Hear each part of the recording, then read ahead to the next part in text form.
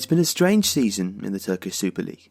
The big three clubs of Beşiktaş, Fenerbahçe and Galatasaray, who between them have won most Turkish titles and are supported by around 80% of Turkish fans, are all struggling. Austerity has shaken up the sport. The normally big-spending Turkish transfer window was uncannily quiet this summer, as pressure from UEFA's financial fair play regulations have hobbled the big teams, while a currency crisis and economic downturn has added to a wider sense of malaise. The Turkish game is now probably in its worst ever financial state. The Turkish Süper Lig boasts Europe's sixth largest broadcasting revenue, but soaring capital from broadcasting rights, sponsorship and government intervention has fueled a massive transfer spending spree over the past 2 decades and left spiralling debts. In the year 2000, revenues in Turkish football were around €150 million and debts were around €60 million. By 2015, revenues had risen to €700 million, far eclipsed by debts of around €1 billion.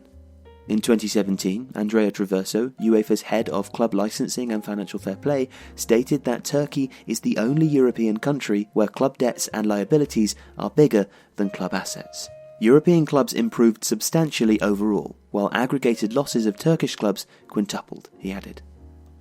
The vast majority of Turkish clubs are member-based associations who elect a club president for a term of 2 or 3 years. Presidents are not personally liable for the club's debts, and clubs are exempt from most commercial oversight. Successive governments failed to bring in a law to reform the finances and structure of the clubs.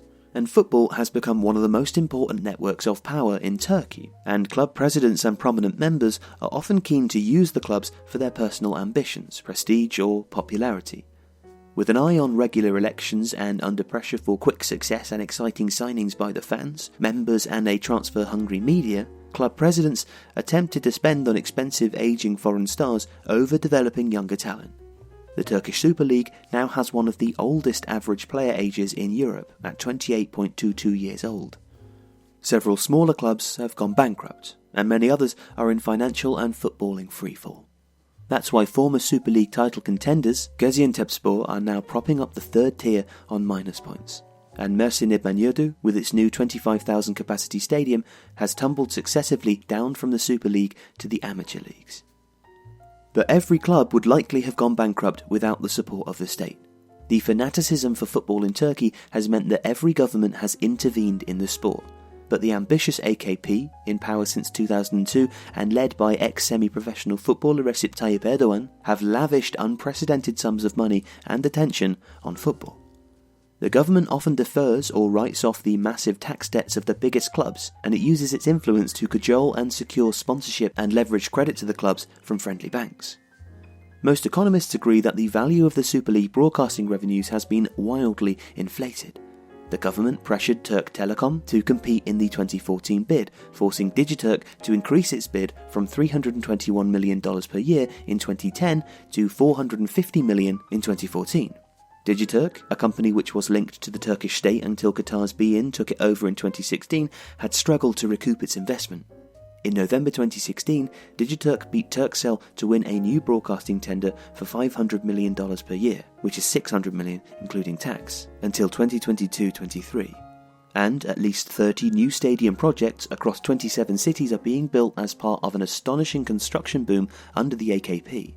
But when revenues are boosted, clubs don't tend to spend on unsexy accounting measures like repairing balance sheets or paying off debts, or on sensible longer-term development such as investing in youth academies. Increased revenues tend to go on acquiring more expensive players and coaches on high salaries. Now, while the state may be less able to support football amid an economic downturn and a currency crisis, FFP is also starting to bite. UEFA banned Galatasaray from European competitions for a year in 2016 for violating FFP rules and forced several clubs into strict austerity agreements. Even so, Galatasaray spent £38.5 million on transfers in the summer of 2017. In June 2018, UEFA fined Galatasaray €6 million for not complying with their break-even requirement. UEFA said that Beşiktaş had fully complied with its targets, but that Fenerbahçe and Trabzonspor had only partially fulfilled their respective agreements. Terrified of being sanctioned by UEFA, the big clubs have been selling off their best players and failing to adequately replace them. In the summer, Galatasaray offloaded Bafétimbi Gomes, who scored 32 goals for them last season and have only been left with one out-and-out striker. Even amid austerity, the big clubs are increasingly struggling to service the interest on their debts. The Turkish lira lost about 40% of its value against the dollar earlier this year. As most of the club's expenses are in foreign currencies, the Turkish lira value of their debt has grown even further over the past few months. Exchange rate fluctuations between June and August of last year meant that Fenerbahçe's financial liabilities increased by 650.2 million Turkish lira, Galatasaray's by 253.3 million, and Beşiktaş's by 160.9 million. The total debt of the big three plus Trabzonspor is now thought to be over 10 billion Turkish lira, more than 1.7 billion euros. Fenerbahçe's total debt alone is now a whopping 621 million euros.